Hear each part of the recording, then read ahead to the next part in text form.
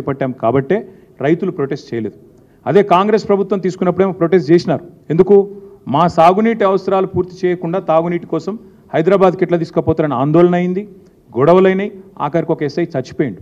కాబట్టి మేము రైతులను సాటిస్ఫై చేసి మీకు ఇబ్బంది కాదు, మీ సాగునీరు ఇస్తామని విశ్వాసం నింపి భరోసా నింపి చేసినాం కాబట్టే ఎలాంటి ఆందోళన కూడా రాలేదు.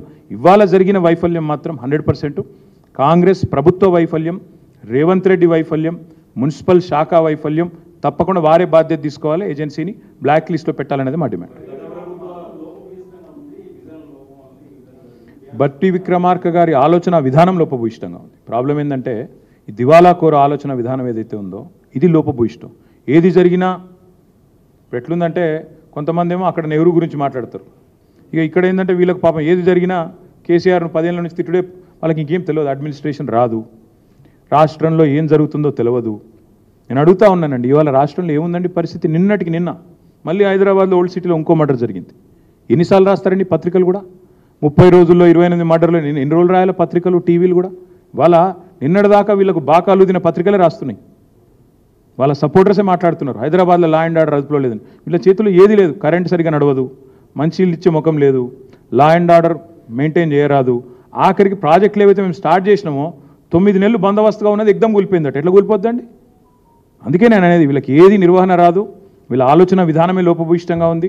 దివాలా కోరు విధానాలు తప్ప ఒక్కటంటే ఒక్కటి ఇప్పటి వరకు మంచిగా చేసిన పని చెప్పండి. వేరే వాళ్ళు ఇచ్చిన ఉద్యోగాలు మేము ఇచ్చినా అని చెప్పుకోవడం, పేర్లు మార్చుడు, ఇదే నా మార్పు అంటే. కాబట్టి బట్టి విక్రమార్క గారు తన ఆలోచన సవరించుకోవాలి, తన ఆలోచన విధానాన్ని మార్చుకోవాలని మేము కోరుతా ఉన్నాం. ఇవ్వాలనే ప్రభుత్వం నుంచి ఎవరో పెద్దలు పోతున్నారని మాకు తెలియవచ్చింది. తప్పకుండా మేము కూడా విజిట్ చేస్తాం, మా పార్టీ బృందం కూడా పోతుంది.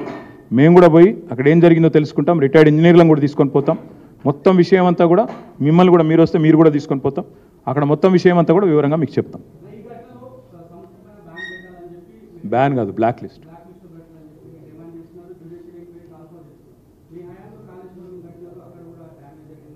చేయమనండి, వద్దన్నాము మేము, చేస్తూనే ఉన్నారు కదా బ్రదర్. ఇప్పుడు సింపుల్ విషయం, మేడిగడ్డ మీద ఆల్రెడీ ఒక కమిషన్ వేసిండ్రు, వాళ్ళు ఏదో విచారణ చేస్తూనే ఉన్నారు, డిపార్ట్మెంటల్ ఎంక్వైరీ నడుస్తూనే ఉంది. మొన్న మేమందరం మేడిగడ్డకు పోయి వచ్చినాం. 10 లక్షల క్యూసెక్కులు పోతుంటే కూడా చెక్కు చెదరకుండా ఉంది. వీళ్ళు చేసిన ప్రచారం అంతా చిల్లర ప్రచారం అని తేలిపోయింది. ఎన్నికల్లో లాభం కోసం చిల్లర మాటలు మాట్లాడినరు. కాళేశ్వరం కొట్టుకపోయింది, 1,00,000 కోట్లు కొట్టుకపోయినాయి, కేసీఆర్ మీద ఆరోపణలు అయితే చేసినరో అవంతా చిల్లర మాటలు, చిల్లర విమర్శలు అనేది మళ్ళొక్కసారి తేలిపోయింది. మీరు పోతానంటే మళ్ళీ రేపు వెళ్ళిన మళ్ళీ పోదామంటే పోదాం. 10 లక్షలు 12 లక్షల క్యూసెక్కులు పోతున్నా దివ్యంగా అది అట్లే మంచిగానే ఉంది.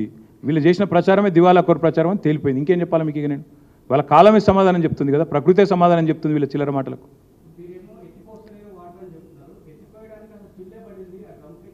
సరే, అది వేరే సబ్జెక్టు, నీకు చెప్పాలంటే ఇంకో గంట పడుతుంది, అనవసరంగా నువ్వు కన్ఫ్యూజ్ అవుతావు. కానీ మొన్ననే చెప్పినా